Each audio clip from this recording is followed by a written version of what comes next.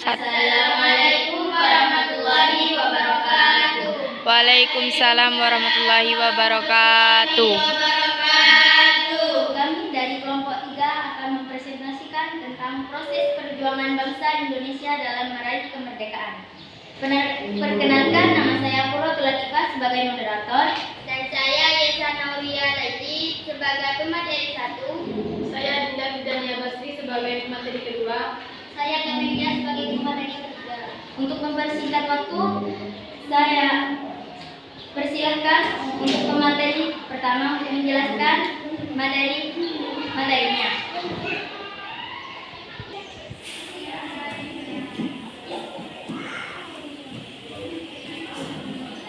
Perjuangan bangsa Indonesia.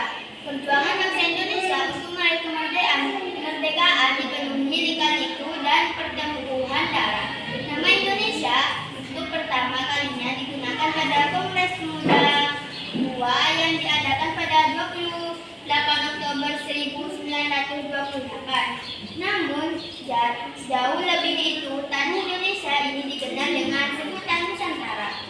Tanah Nusantara tidak pernah lepas dari penjajahan bangsa ini karena melimpahnya sumber daya alam yang langka bagi mereka.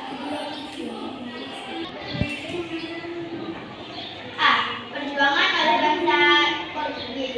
Sejak abad ke-16, tanah Nusantara sudah diinjak sebagai bangsa asing. Adalah bangsa Portugis yang pertama kalinya berhasil menguasai Malaka, Ternate, dan Madura. Salah satu perjuangan yang dilakukan pada zaman itu adalah perjuangan Fatahillah dari Demak yang berhasil merebut Sunda Kelapa dari Portugis pada tahun 1602. B. Perjuangan oleh bangsa Belanda. Setelah Portugis, Belanda di bawah pemimpin Cornelis de Houtman kemudian memasuki wilayah Banten dan Batavia sehingga membentuk VOC untuk menguasai semua rempah-rempah yang ada di Indonesia. Belanda membentuk banyak perjanjian dengan kerajaan-kerajaan yang ada di Nusantara, seperti perjanjian Bonggaya dan perjanjian Giyanti, yang tentu saja merugikan warga pribumi Indonesia.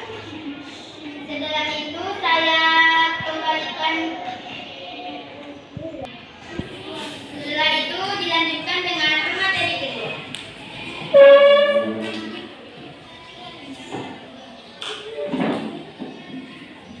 C. Perjuangan oleh bangsa Jepang. Setelah menguasai Nusantara selama kurang lebih 350 tahun, Jepang menyerang Belanda hingga membuat mereka menyerah tanpa syarat.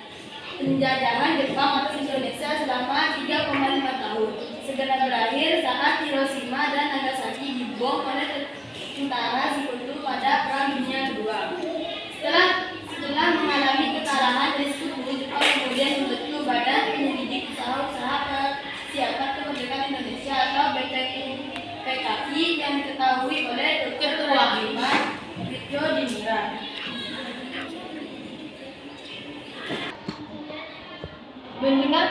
Mendengar kabar kekalahan Jepang pada 14 Agustus 1945, golongan muda mendesak golongan tua untuk segera memproklamasikan kemerdekaan Indonesia. Pasalnya, sebagai pihak yang kalah perang, Jepang berjanji akan menyerahkan Indonesia ke tangan Sekutu, yang di dalamnya termasuk Belanda. Selanjutnya akan dilanjutkan oleh pemateri ketiga.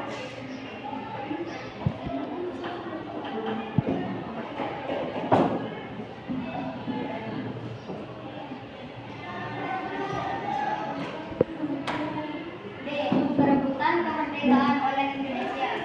Akhirnya terjadilah peristiwa Rengas Dengklok.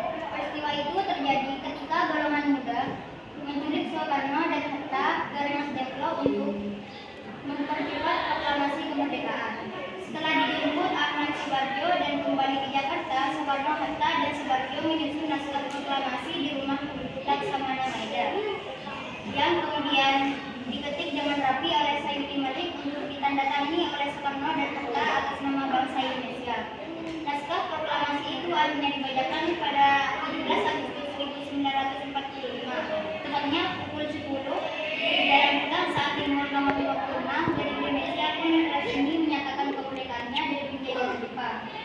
Sejarah perjuangan bangsa Indonesia dilanjutkan dengan mengesahkan Undang-Undang Dasar UUD sebagai dasar negara dari Republik Indonesia yang akhirnya dikenal masyarakat luas sebagai UUD 1945 atau PRT. Selanjutnya saya kembalikan kepada moderator.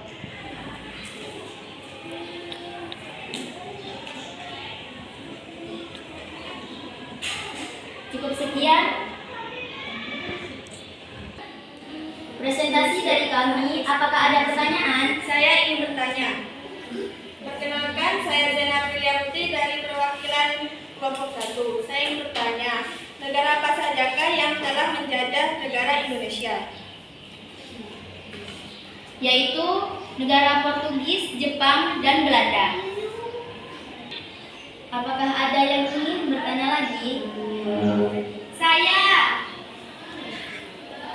Saya perwakilan dari kelompok 5 ingin bertanya, pada siapakah teks proklamasi dipetik?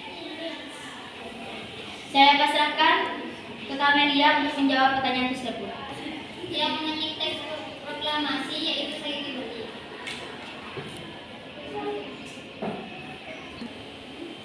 Cukup sekian presentasi dari kami. Kurang lebihnya mohon maaf.